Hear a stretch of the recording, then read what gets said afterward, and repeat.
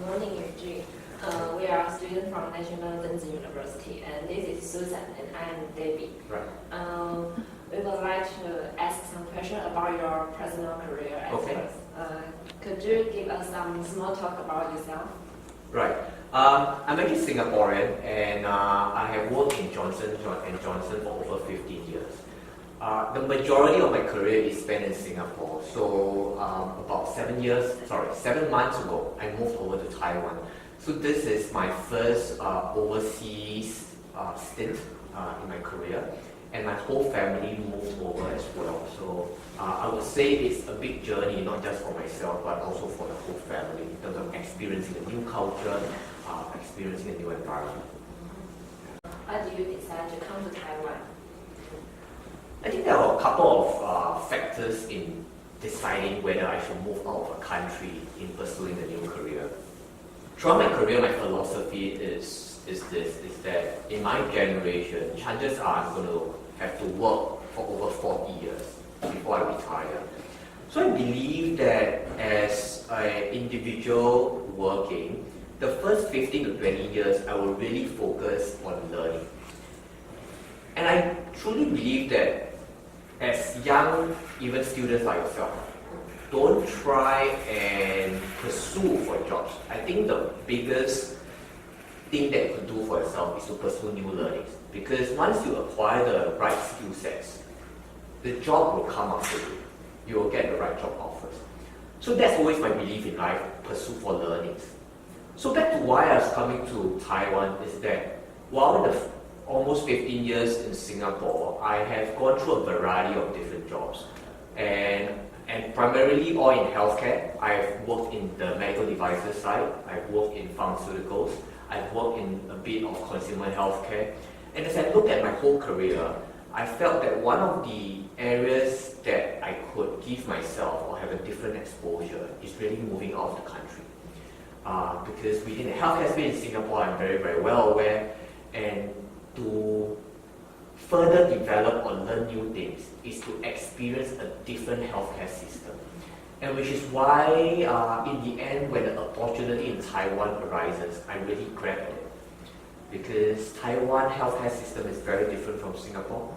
Singapore is really almost a self-pay market, whereas Taiwan, because of the national health reimbursement system, is a reimbursement market. So that was my real motivation to continue to pursue learnings, which is very in line with my philosophy of career development.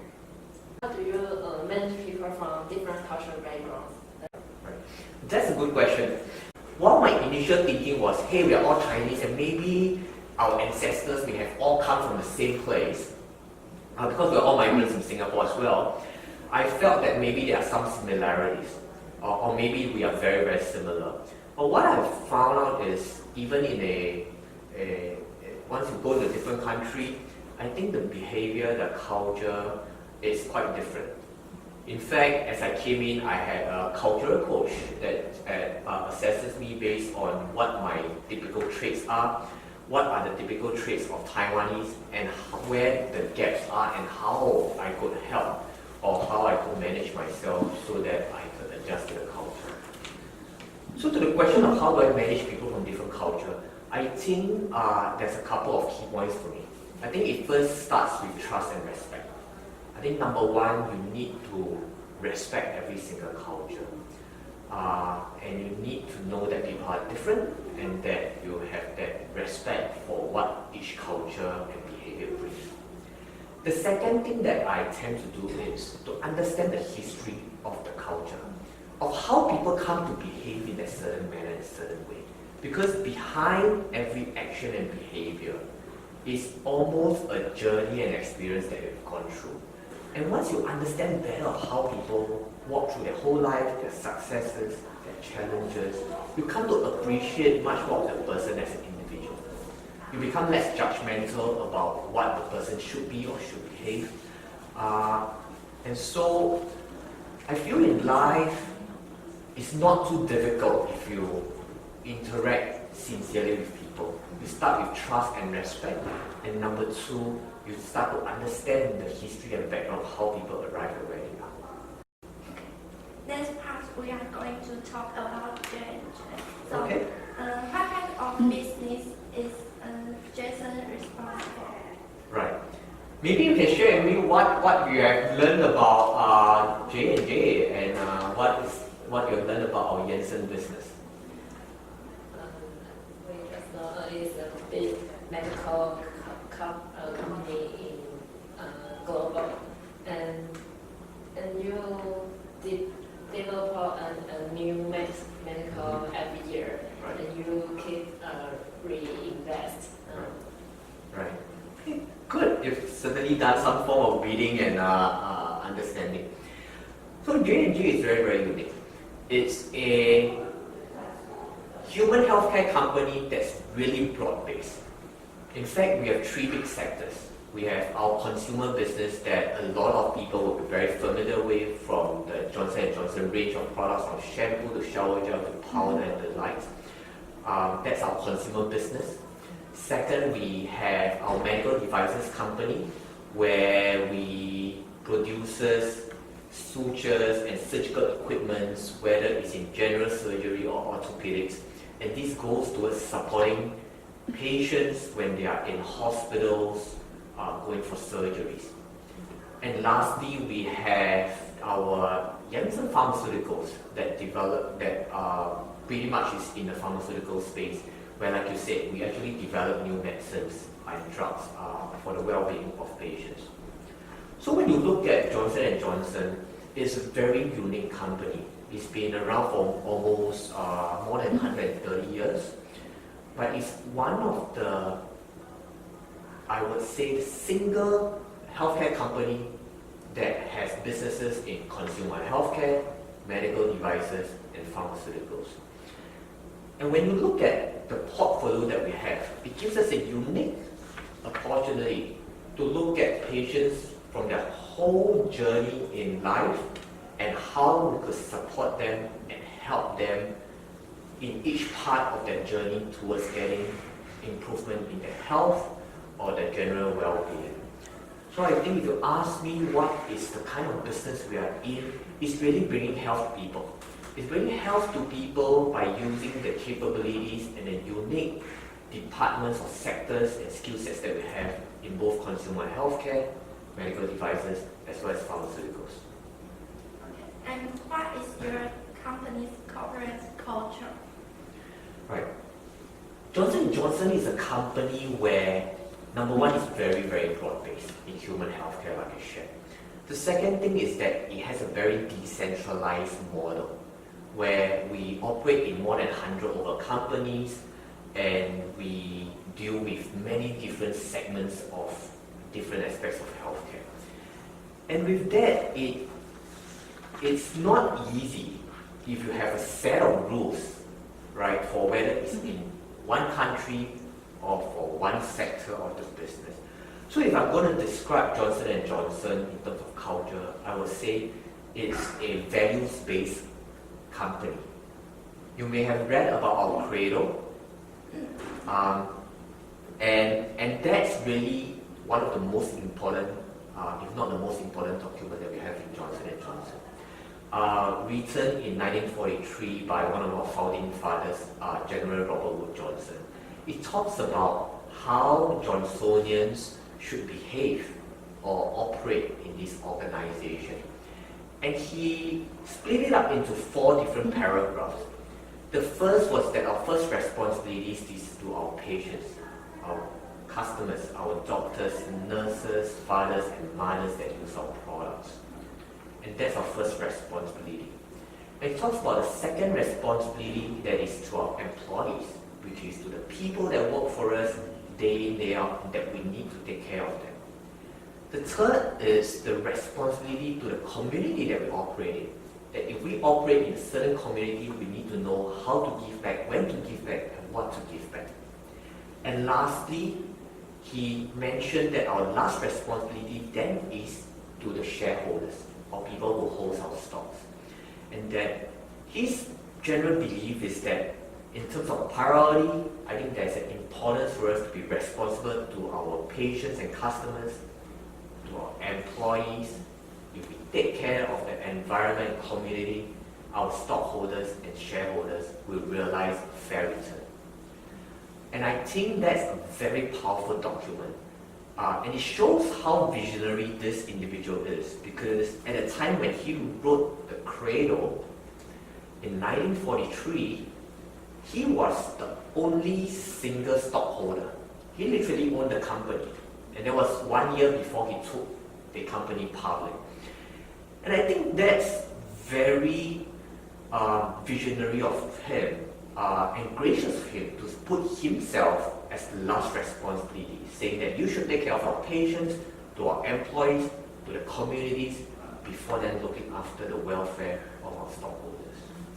So J&J has continued to operate since, based on the principles and guidelines of the Credo, and in any part of the world, in any part of the businesses that you walk into, I'm sure you'll encounter people that will talk to you about the Credo and share with you how they live the Credo in their day-to-day job.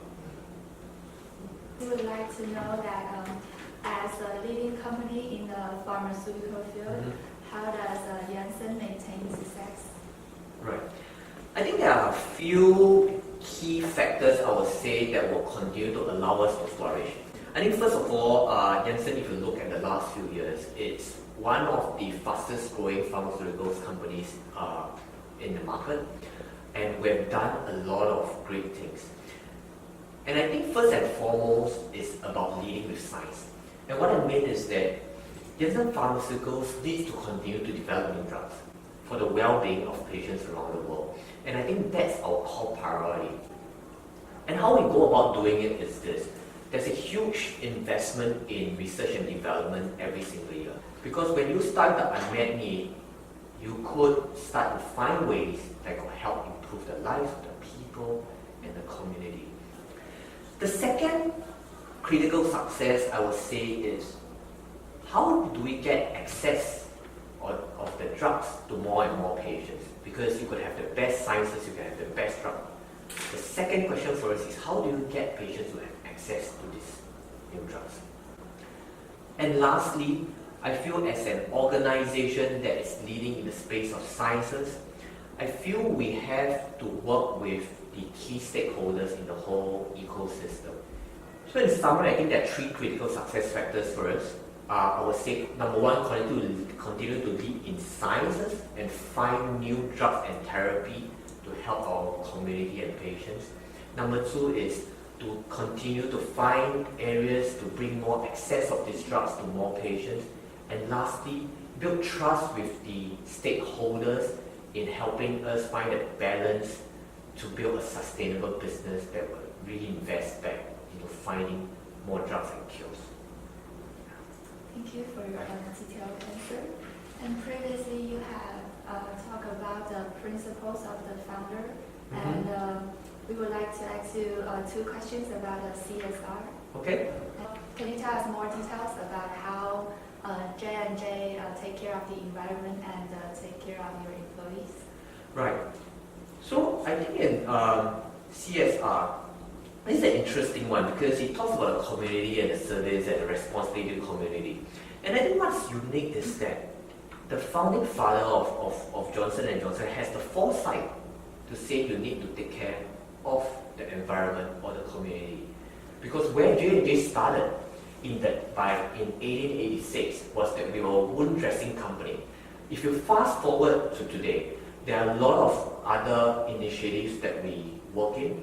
One of which I was very passionate about is that we work with an organization that supports patients or young children with cleft lip. And J&J works with the organization to support these patients. It doesn't take too long to repair a cleft lip. And J&J has a product that is uniquely positioned to do it. And so for over the last 10 to 20 years, we have been working with organizations in supporting patients with cleft lip And that's one of those that I hold very dearly in my heart because I've seen how it changes the life of children. And that's one of the ways that Johnson & Johnson has been giving back to the community. And I think it's had a huge impact to the community and the people who have actually benefited from it.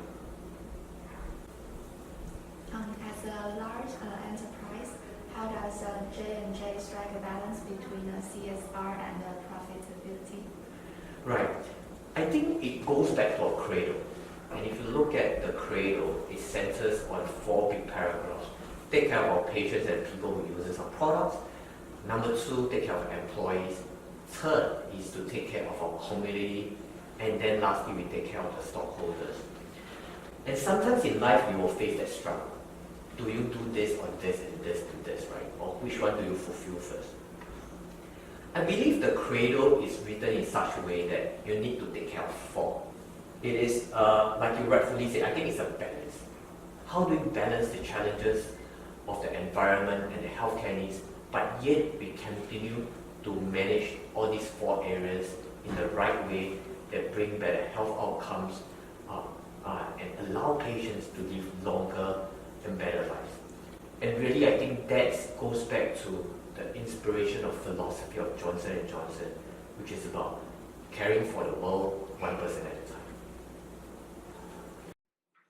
Could you give some suggestions to college students who want to get the offer before they graduate? Right.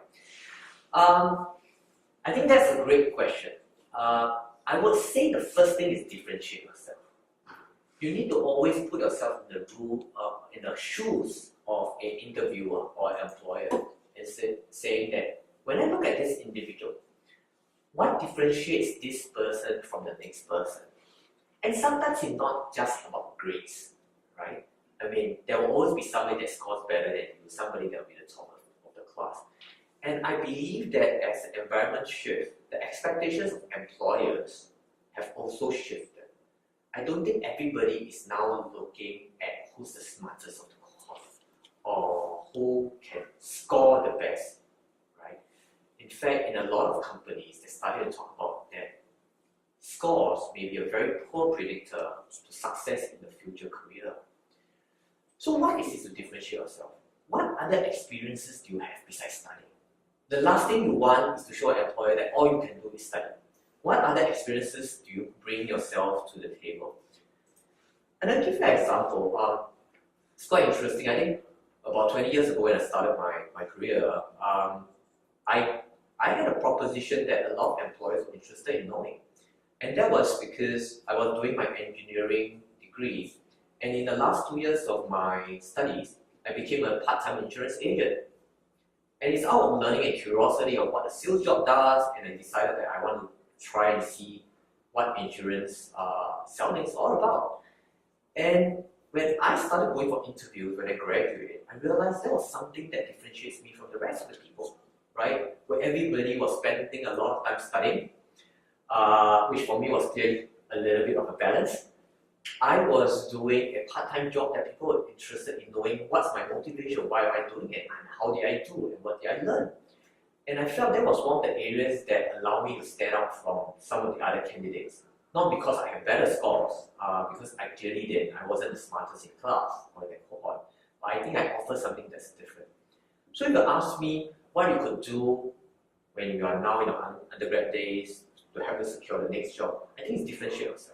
Get different experiences so that when you walk in to an interview, you have the ability and opportunity to show what a broad-based individual you are. You have varied interests, you have varied experiences, and how you could connect the dots and helping the organization in the future solving a problem or capturing an opportunity.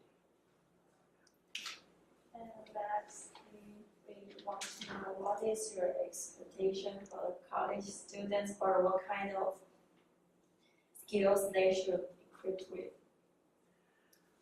As college students, I feel at this stage is that curiosity. It's the curiosity to learn new things and try new things. I shared the future is unknown. very few people could predict the future very accurately. And I think that's going to be a huge challenge. So having a curious mind is important. But adding to it, I would call humility. It's the willingness to say, I don't know, and I want to learn. So, and why I talk about it is because I have come across individuals that will want to walk into a room or a situation and feel like you have all the answers and that you are the smartest person in the room. And I think when you adopt that mindset, it's very difficult to learn. When you have humility and you walk into whatever situation and start saying, hey, I don't know, can you teach me? Hey, I'm not sure about this, what are your thoughts? There will be people that are willing to teach you. So, as an individual for myself in my career, I feel I'm still learning. And I feel that in life, learning is a journey. And you never really arrive. You will continue learning. So for the younger generation, that's my advice, to always be curious and to be humble. And when you combine curiosity with humility, I believe you'll gain a lot more in life and you'll find a lot of people and a lot of mentors that will be willing to share their successes or their insights.